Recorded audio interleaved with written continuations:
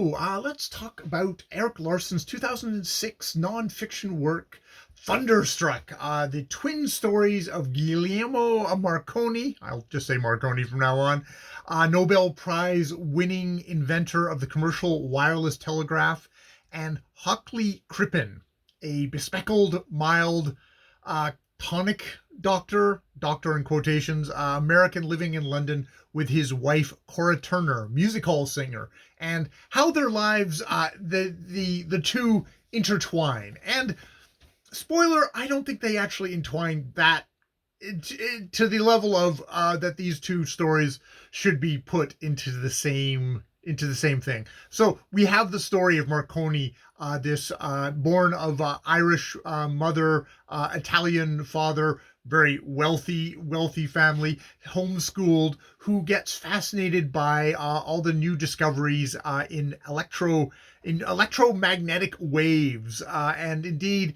uses all this information from people of Hertz, James Maxwell Clark, and Oliver Lodge, who comes up a lot more in the story, among others, to, by sort of sheer brute force, trial and error experimentation, to come up with, over the course of the story told between sort of the 1880s to 1910, to come up with a commercially viable, actually usable wireless telegraph.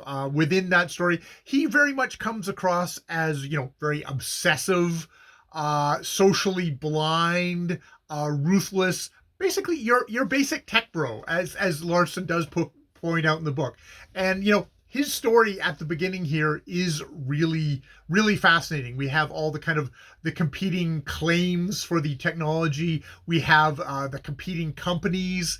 He pisses off Germany, specifically he pisses off Germany, and there's like espionage done on Marconi to kind of just figure out, kind of reduplicate this technology which the powers can see is going to be extremely useful in the future. And he has definite ongoing battles with Oliver Lodge, who probably in a different world, if he had been as focused as Marconi, could have been the person who came up with the first commercially viable thing. But as a sign of the times, Lodge is super into spiritualism, talking to the dead, and is continually getting distracted by that sort of thing.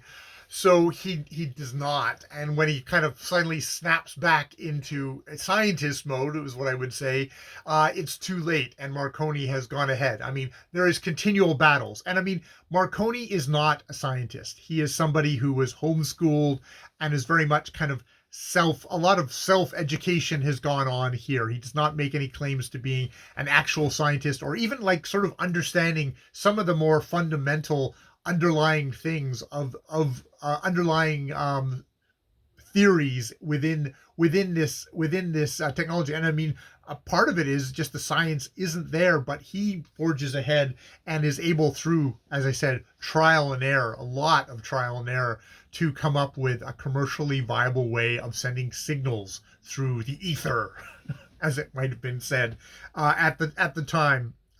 So side by side of this, we follow this American-born fellow, Hawley Crippen, born in 1862, dies in 1910.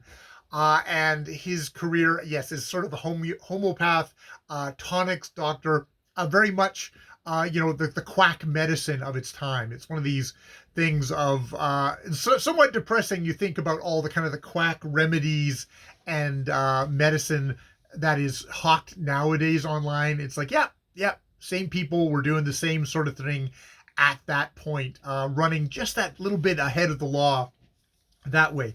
He ends up marrying a woman who calls herself, at least, Cora Turner, who is a music hall singer, and she's not a very successful one, but we do get kind of an interesting glimpse into the music hall scene, this whole kind of swath of popular culture that just disappeared, that there's no recordings of it, there's nothing that you can find. It's just one of these fascinating areas. Like I'm usually interested in like kind of popular culture of times, as a way of kind of like, oh, this is, you can kind of get the sense and the taste of what a time was like. And I'm very interested in this particular time, as I've said in past videos. So getting a little bit of that is actually interesting. But this seems to be, it's the sort of it is definitely kind of true crime part of this book. And I've heard people say, "Oh, I'm really bored with the Marconi Telegraph. I wish there was more of the true crime." I'm the other way around. It's like, this seems like a pretty humdrum. It's like henpecked husband snaps and murders his wife, and it doesn't really go. I mean, a part of it is you never know what's in somebody's head, and I mean, as you find out the particulars of the murder, because he does murder his wife in this book, there's like, okay, there's some really gnarly stuff here, but it's probably just inaccessible to us today of exactly going into the what he did to his wife. It just like, it's we don't have that. Maybe this is wouldn't be the book for that sort of thing. But I find it a lot more humdrum, even though there's like, yeah, the tonics side, the kind of the flim flam medicine side, and there's the music hall kind of culture side. That I find interesting, but we don't get enough of that to enliven the story of the murder that results out of here. I think it gets the most famous example of this is apparently Alfred Hitchcock using some of the kind of the ideas from this for Rear Window, where we know what happens to the wife across the way in Rear Window. So, but the I guess the main thing about this book that sort of just doesn't work for me is that I think Larson tries to make a case that this was the big thing that really galvanized the public and really like caught their attention of this new technology. This is the thing that was going to launch it. But then immediately afterwards, he says, and yes, like this happened in 1910. It's like a couple of years later, we have the sinking of the Titanic, and how that the message sent from the Titanic resulted in, maritime rescue being able to affected way quicker than it ever would have been before. I mean, that was huge. And you got the sinking of the Lusitania.